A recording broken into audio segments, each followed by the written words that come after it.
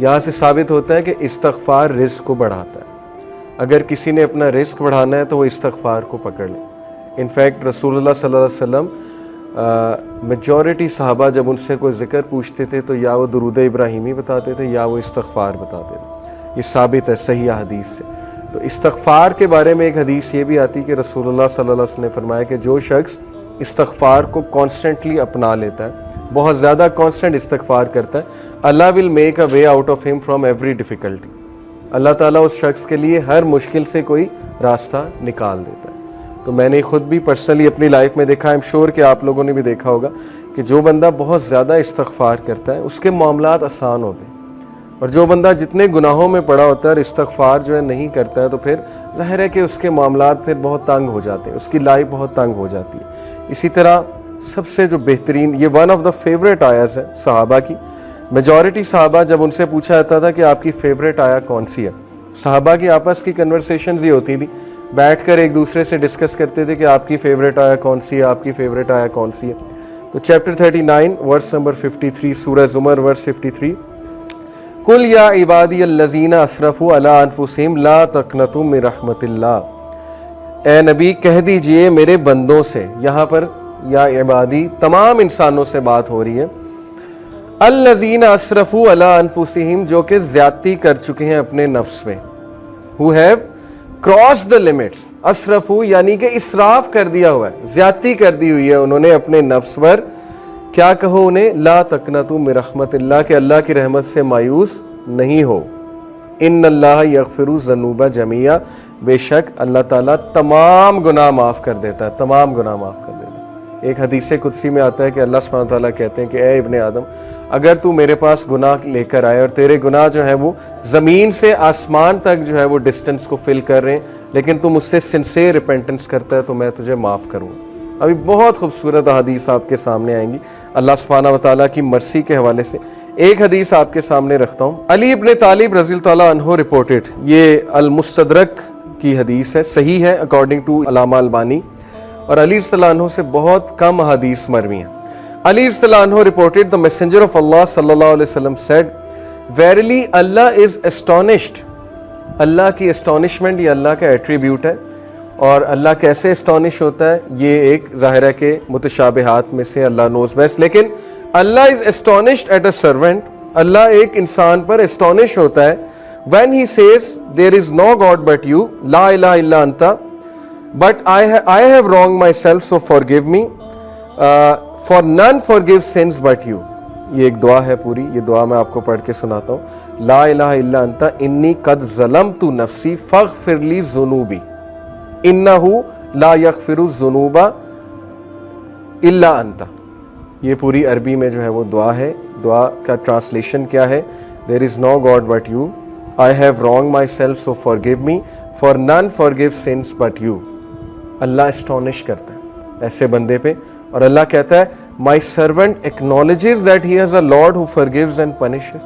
अल्लाह angels को कहता है, अल्लाह ताला बोलता है कि क्या मेरा बंदा ये एक्नॉलेज कर रहा है कि उसका एक रब है और वो रब जो है गुनाहों को माफ़ करता है, यानी अल्लाह को इतनी खुशी होती है। इसी से रिलेटेड एक और हदीस है कि जब एक गुनाहगारी, सही बुखारी की हदीस है, जब एक गुनाहगार शख्स अल्लाह से गुनाहों की माफ़ी मांगता है तो अल्लाह को इस तरह की खुशी होती है जैसे एक इंसान जिसका कैमल डेजर्ट में लॉस्ट हो गया था और वो अपने कैमल को ढूंढ रहा था, और उस कैमल पे सारा सामान था, उस कैमल पे पानी भी था, उसका बाकी भी दीगर सामान था, और अचानक उसे दूर से वो कैमल चला नज़र आता है तो वो खुशी में आपे से बाहर होकर जो है वो ये कहता है कि अल्लाह मैं तेरा रब हूँ और तू मेरा बंदा है। ये हदीस के अल्फाज है, यानी खुशी में इस तरह के अल्फाज कह देता है।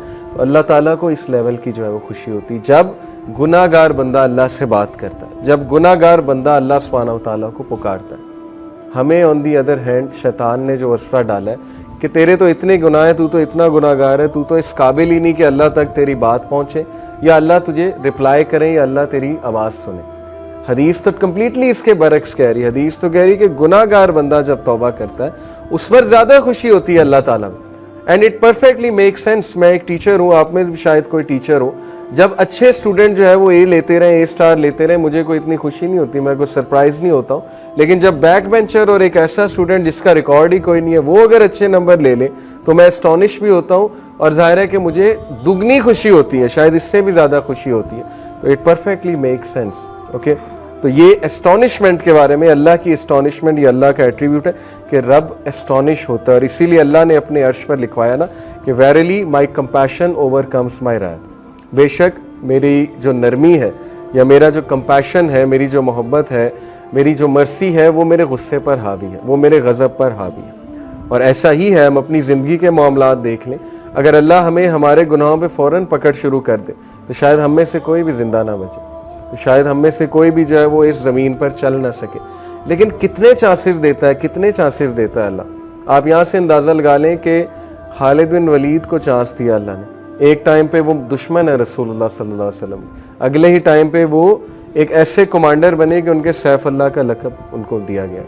हालांकि ज़ाहिर है एट वन मोमेंट गुनाह कर रहे हैं, नबी के खिलाफ तलवार निकाल रहे हैं, इससे बड़ा गुनाह और क्या है। बहुत बड़े बड़े गुनाह लोगों से हो जाते हैं, लेकिन अल्लाह का दरवाज़ा हमेशा खुला है। अल्लाह का दरवाज़ा कभी बंद नहीं होता, इंसान खुद दरवाज़ा बंद करता है, अल्लाह कभी दरवाज़ा बंद नहीं करता। ओके, सो इसके बाद मैं तौबा की कंडीशंस के बारे में आप सबसे बात करना चाहूँगा। बहुत ज़रूरी है कि चूँकि तौबा एक बेहतरीन अमल है, बहुत बड़ा अमल है, ये हमारे बाप का अमल है, हज़रत आदम अलैहिस्सलाम का अमल है।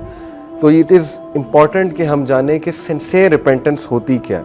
उससे पहले एक और हदीस मैं आपको सुना दूँ, सिंसियर रिपेंटेंस की इंशाल्लाह बात कर रहे हैं। सिन ड्यू टू डिज़ायर, डिज़ायर की वजह से सिन और एरोगेंस की वजह से सिन, ये दो मुख्तलिफ चीज़ें, ये समझ लें। अबू नोएम रिपोर्टेड, ये हिलियतुल औलिया एक किताब है बहुत ज़बरदस्त, उसमें सलफ़ के वाक़यात मौजूद हैं।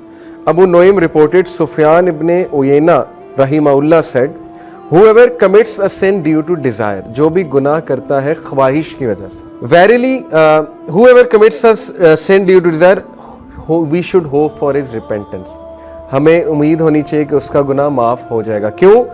verily आदम अलैहिस्सलाम disobeyed due to desire and he was forgiven, क्योंकि हमारे बाप आदम अलैहिस्सलाम ने डिज़ायर की वजह से, डिज़ायर थी ना कि अल्लाह ने मना किया ट्री से नहीं खाना, सेल्फ कंट्रोल ज़ाहिर लूज़ हो गया फॉर वट एवर रीज़न, और डिज़ायर की वजह से जो है या क्यूरियोसिटी की वजह से है गुनाह कर बैठे।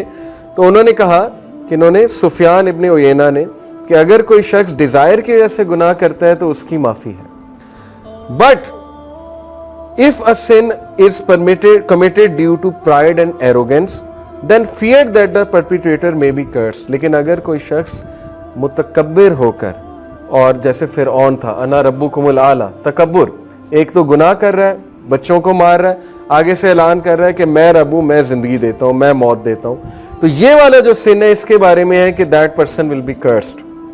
वेरिली Iblis disobeyed due to pride and he was cursed. उन्होंने कहा कितना खूबसूरत कंपैरिजन है कि आदम अलैहिस्सलाम ने भी गुनाह किया, लेकिन वो गुनाह डिजायर की वजह से था, फिसल गए, लेकिन इब्लीस का जो गुनाह था वो तकब्बुर की वजह से था, वो प्राइड की वजह से था, तो वो कर्स्ड हो गया, इसीलिए हम उसे रजीम कहते हैं।